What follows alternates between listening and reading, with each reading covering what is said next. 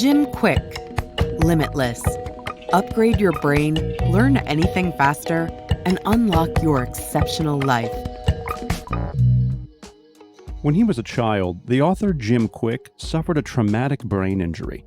It left him with a learning disability, which meant that, at school, he had to work a lot harder than all the other kids. On top of that, he was also frequently bullied. Even a teacher once labeled him the boy with the broken brain.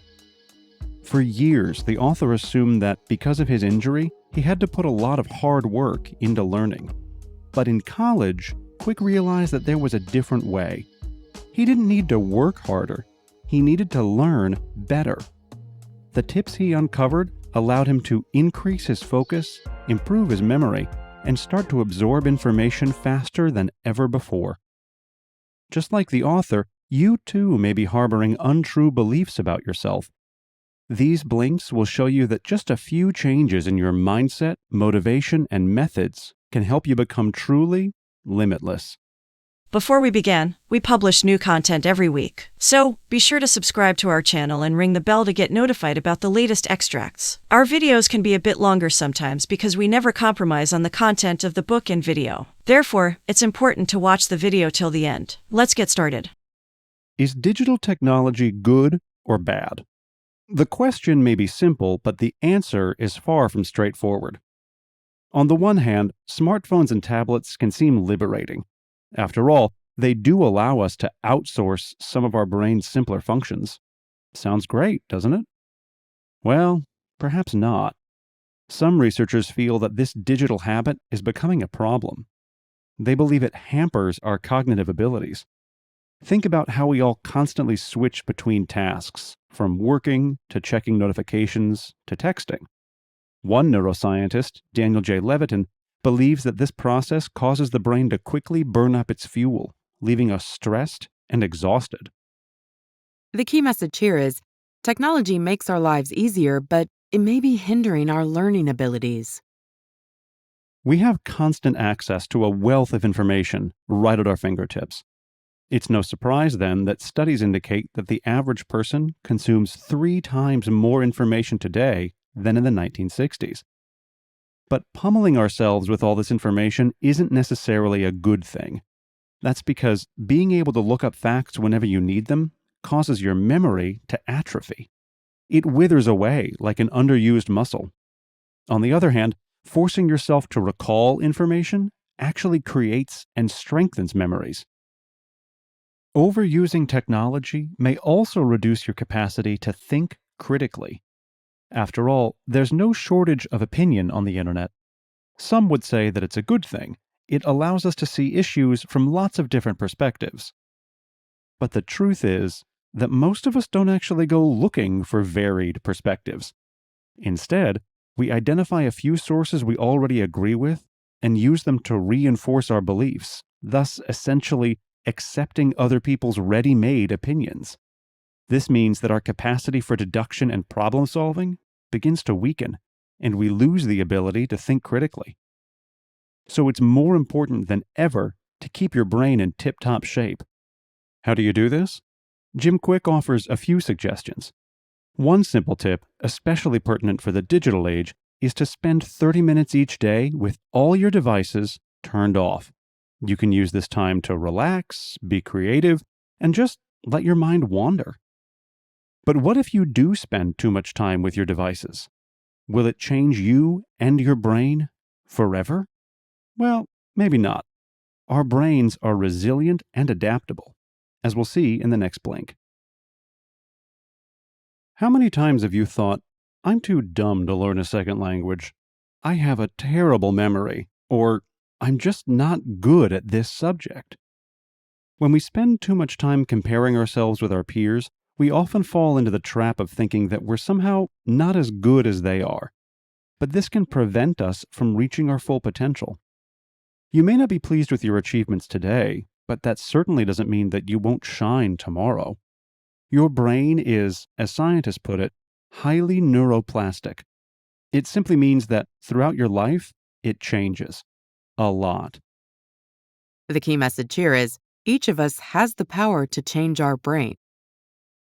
Lots of people think that our brains reach their full capacity sometime around adolescence.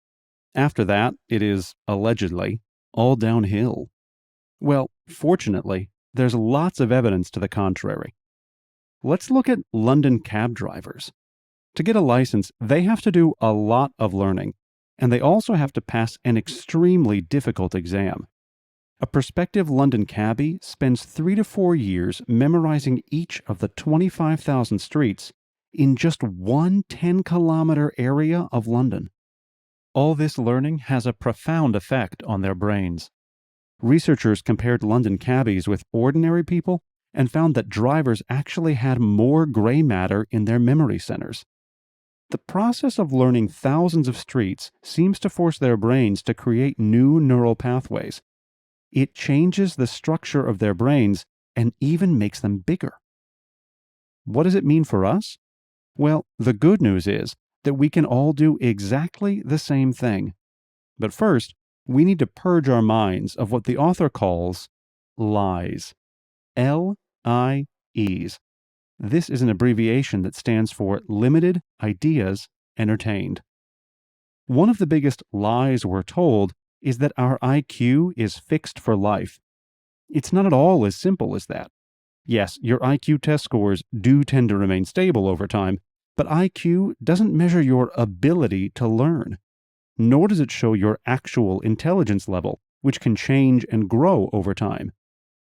This lie, this idea of a fixed IQ, is both limiting and negative. Everyone has the potential to be a genius. We just often choose not to believe it. So perhaps it's time to start divesting yourself of these lies and start thinking positively. Each day, each of us thinks tens of thousands of thoughts. A lot of them are questions, and many are repeating. From among these, we all have so-called dominant questions, which come up more often than others. For instance, the author was once invited to spend some time with the actor Will Smith on a film set in Toronto. The cast and crew were working outside in the dead of winter, overnight, from 6 p.m. to 6 a.m.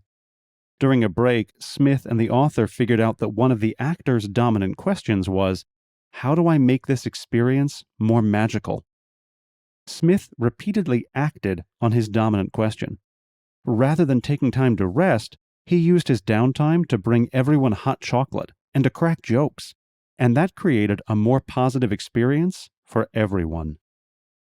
The key message here is free your mind of negative thoughts and replace them with positive ones. So, what do you think your current dominant questions are? Are they helpful to you? Unfortunately, for many of us, they can be negative or disempowering.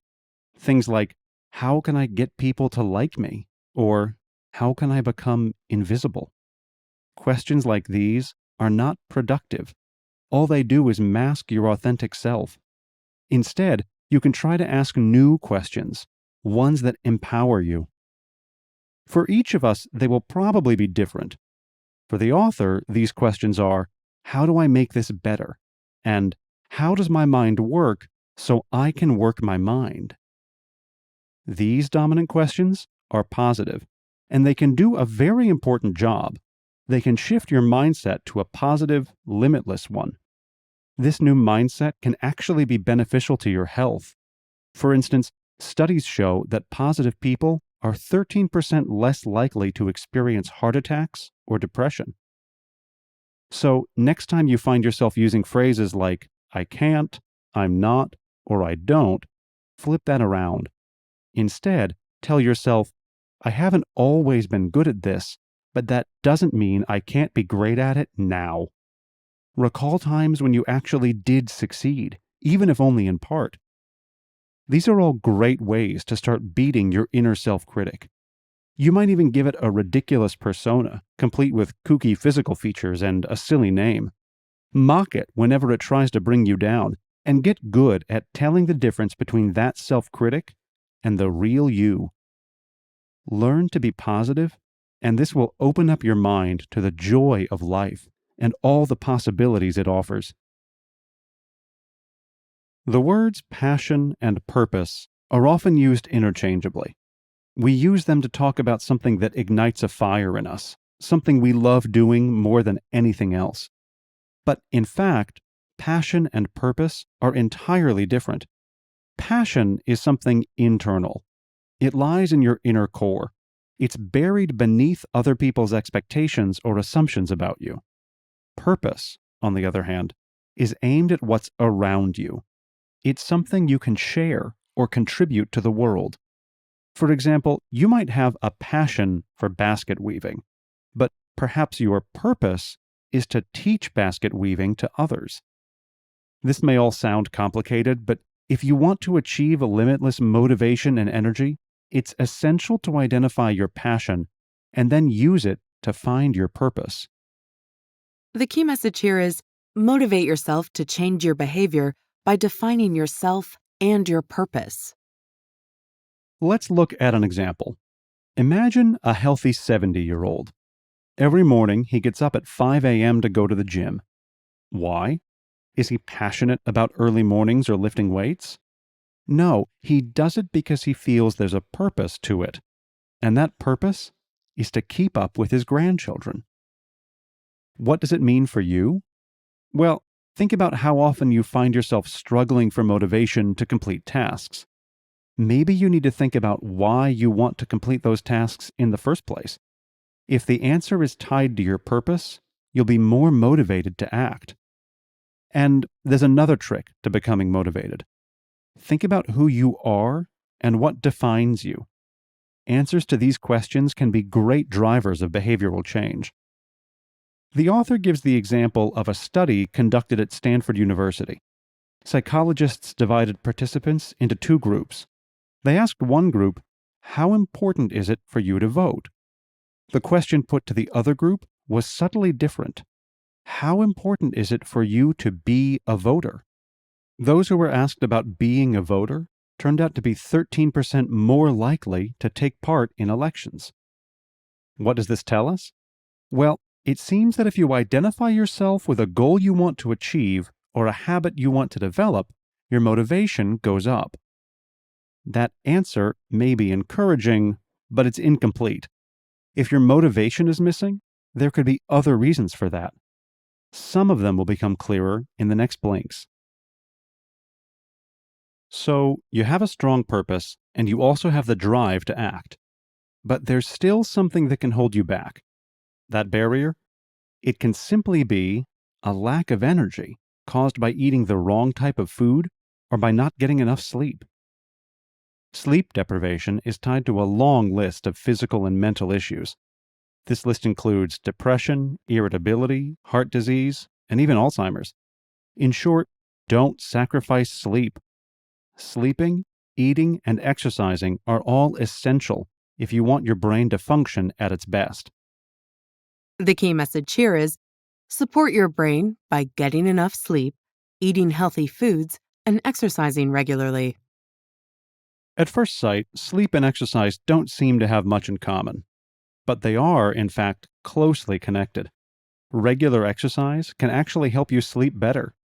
After one 16-week study on how aerobic exercise affects sleep, for instance, participants who hit the gym found they were sleeping more each night, 1.25 hours more, to be precise.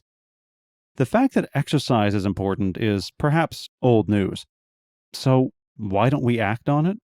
Well, we all have endless excuses. Pumping weights is boring. We don't have the time. Gym memberships are expensive. The truth is, though, that the benefits of exercise far outweigh all of these concerns. And these benefits are not just limited to building muscle or losing weight. They affect your brain, too. Regular aerobic exercise can boost the size of your hippocampus, your brain's memory and learning hub. So, your brain needs enough sleep and good exercise. What else? Well, there's another key requirement: high-quality food. According to neuroscientist and nutritionist Dr. Lisa Mosconi, there are 45 distinct sources of brain nutrients. The top 10 are avocados, blueberries, broccoli, dark chocolate, eggs, leafy greens, salmon, turmeric, walnuts, and water. Sleep, exercise, and good food. How do you make sure that getting enough of them becomes a habit? You need to work on it. Building a habit can take anywhere from 18 to 254 days. But however long it takes, you can do it. Start with making just one small change at a time, and slowly but surely, the new habit will become an integral part of your life. Remember the last time you were so focused on an activity that you lost all track of time? You were probably in a state of what psychologists call flow. When we're in this state, we feel like the task we're completing is almost effortless. We feel that we're being challenged, but the challenge is not overwhelming, and we tend to get a sense of comfort and reward from what we're doing.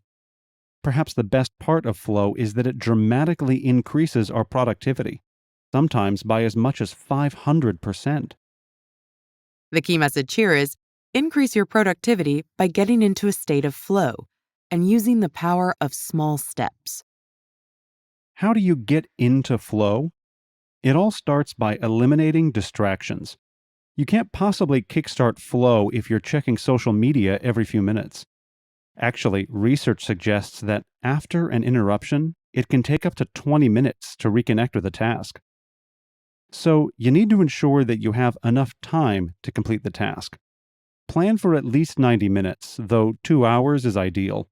And don't give in to the temptation to multitask. Scientists have found that multitasking actually makes you less productive. Being in flow often feels great, but unfortunately, there are some tasks which can't really be done in this state. More often than not, they're either difficult or simply not enjoyable. So, how would you approach them? Well, you can use a different technique, baby steps. Difficult or tedious tasks can make us procrastinate. But procrastination takes a huge psychological toll. An uncompleted task creates tension in your brain. Simply put, you can't stop thinking about it until the job is done. And there's more. Procrastination often makes us feel guilt and shame. Guess what people do to avoid these feelings? They procrastinate even more. But you can crush your tendency to procrastinate by taking small, simple steps to complete a task. Say you're dreading writing a big speech. Well, you could tell yourself that you don't need to pen the whole thing at once. You'll just create the keynote. And who knows? Maybe while you're putting it together, you may find that you're on a roll, and you'll end up doing more work than you had originally planned. By breaking down tasks in this way, you make it much more likely that you'll get the job done. What do you think Bach has to do with studying? If you're scratching your head, don't worry, the connection is far from obvious. Many studies suggest that there's an intimate relationship between music, mood, and learning. Some types of music can greatly increase our ability to learn. This is where Bach comes in. Baroque music that has 50 to 80 beats per minute is particularly suitable for creating focus. Music is just one life hack that can help us use our brain's lesser-known features to foster learning. The key message here is use your study time efficiently. Just like music, smell can also help improve our study skills. We often associate smells with memories. Think about how the aroma of a particular spice might take you back to your grandmother's kitchen. This is just one example of how great smells are at bringing memories to the forefront of our brains. Now you know this, try using smells the next time you're studying for an exam or preparing for a presentation. Rub some essential oil on your wrist when you're learning. Then, repeat right before your exam or presentation. You may find that the smell helps you rekindle your memory. The author, Jim Kwik, also suggests other tricks which can help you learn. For example, you may want to take advantage of so-called primacy and recency. Something you learn right at the start of a lesson tends to stick in your mind for longer. So do things which come right at the end of a session. What does it mean for you? Well, now you know these principles, you might want to plan your learning differently. You might place the most important things at the beginning and end of each lesson, leaving the middle part for things which are less crucial. To make good use of primacy and recency, employ the Pomodoro technique. This method involves breaking up your work or studying into 25-minute chunks of productivity called Pomodoros. Each Pomodoro is followed by a 5-minute break. It's as simple as setting up a timer. Pomodoros can work even better if you combine them with another technique, something known as active recall. It involves reviewing some material and then immediately checking to ensure that it has sunk in. To do this, simply close your book or pause the video you're learning from and write down everything you've learned so far. So, you've got to the end of the lesson. Are you now finished? Well, not quite. There's another trick in the book: spaced repetition. It's all about reviewing your material at regular intervals. Perhaps you could do some studying in the morning before breakfast and then again in the evening before dinner. This will help the information really stick. Next, let's look at what else you can do to remember the new things you've learned even better. Concentration is like a muscle. The more you exercise it, the stronger it gets. Here's one way to pump it up. Picture the object of your focus as a glowing ball of light. If you're having a conversation, for instance, that conversation is the glowing ball. When your attention starts to drift, refocus on the bright light. Pretend nothing else exists. This is what's known as a visualization technique, and tricks like this help increase your concentration skills. They also work really well when you need to memorize things. The key message here is visualization techniques can help increase your memory and concentration. Many people think that they either have a good memory or a bad memory. But instead, you may want to think that you have a trained memory or perhaps an untrained one. So, how do you train your memory? The best approach is to learn to associate words, numbers, or indeed anything else you have to memorize with visual imagery. So, how does it work? Let's look at an example.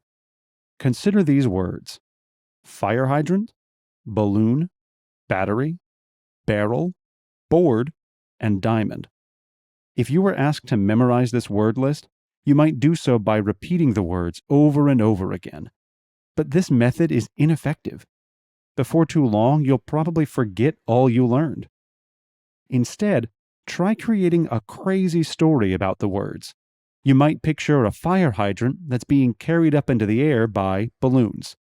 But the balloons are being popped by batteries, and those batteries sit inside huge barrels.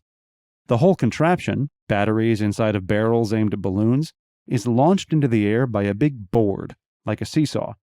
And finally, that board is propped up by a huge diamond. See how much better the words are now cemented in your mind? A similar trick can help you prepare for presentations. It's called the loci method. To use it, first identify the 10 key points you want to talk about.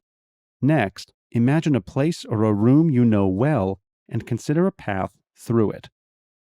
Now, assign each of your talking points to a different object or place in the room. Your bedroom lamp, for instance, might represent your keynote. Finally, practice your presentation using the walkthrough of your locations, or loci, as a guide. With a well-trained memory, you'll be well on your way to learning a new language, giving great presentations, or simply becoming a well-versed expert. Let's face it, reading isn't everyone's favorite pastime. To many people, the task seems difficult, boring, time-consuming. For those people, a long day at work is best finished in front of the television or with a video game. But studies show that there is a relationship between reading ability and success in life. The better you are at reading, the more likely you are to get higher-paying jobs, the greater your opportunities to succeed. And here's something else. Reading gives your brain a vigorous workout. It activates many different mental functions at once. It improves memory and increases concentration. If you've given up reading, you've essentially given up learning. The key message here is reading is fundamental to learning, and you can get better at it. How fast do you think you can read? For most people, it's about 200 words per minute. Shockingly, most adults read no faster than elementary school kids. That's because classes on how to read usually stop between 2nd and 5th grade. Why are some people slow readers? The answer often lies in what's known as subvocalization. This simply means that, as people read, they pronounce each word in their heads. This limits their reading ability.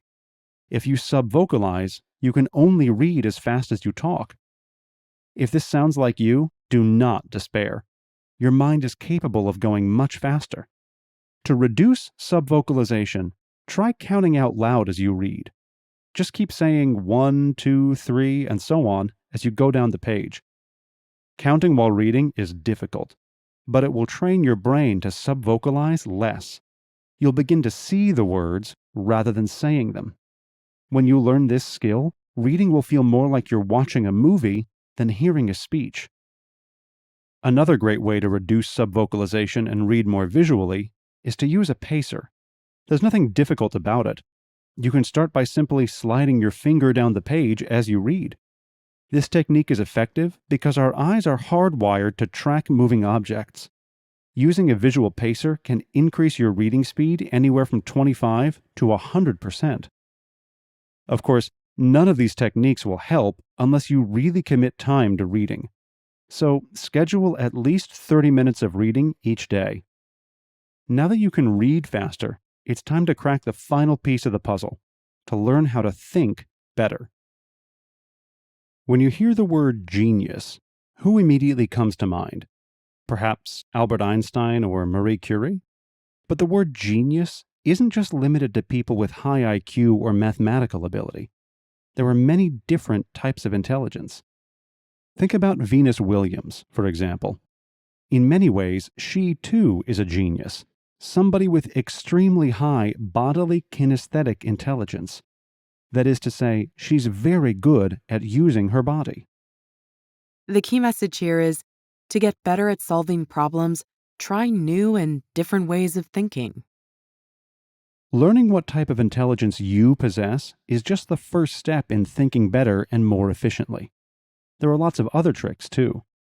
For example, you can try thinking differently, to approach problems in a manner that's entirely new for you, to break your thinking patterns. One way to do this is to use the thinking hat technique. Imagine you have a collection of multicolored hats. Now, when you look at a problem, you can change hats every few minutes. Say you're wearing a red hat. That means it's time to look at the situation emotionally. Or a green hat may call for creativity. But sometimes, even an advanced technique like this may not be enough. To solve some problems, you need to think entirely differently, in an exponential rather than linear manner. When you think exponentially, you are no longer solving crisis after crisis after crisis. Instead, you identify the root cause of the problem and attack that. One proponent of exponential thinking is Naveen Jain, innovator and winner of the Albert Einstein Technology Medal. Take his company Viome, for example. Jain formed it because he believes that chronic illness is the world's most important underlying health crisis. So, does his company work to find treatments to those diseases? No, Jain took a different approach. Instead of looking for piecemeal solutions, he understood that our immune systems are greatly impacted by how our gut microbes process food. So, Jain created a tool for analyzing an individual's gut microbiome. It allows people to optimize their health by eating the foods that are best suited to them. Your goal might not be to solve major challenges like the one Jain is tackling, but by exploring new ways of thinking, you will bring different perspectives to the table. And this is certain to increase your chances of accomplishing great things. Here's the key message in these blinks. Many of us limit ourselves with false beliefs about our intelligence or other abilities. But the truth is, you don't have to be born a genius in order to succeed. You just need to cultivate your individual abilities and motivation. You do so by identifying your purpose and using that to push you forward. And then, it's a matter of choosing the most suitable among the many great methods of studying, focusing, memorizing, reading, and thinking. That will make your learning truly limitless. And here's one more bit of actionable advice. Create a not-to-do list. To-do lists are a classic productivity staple, but the trouble is, they don't help you prioritize your tasks. That's where a not-to-do list comes in.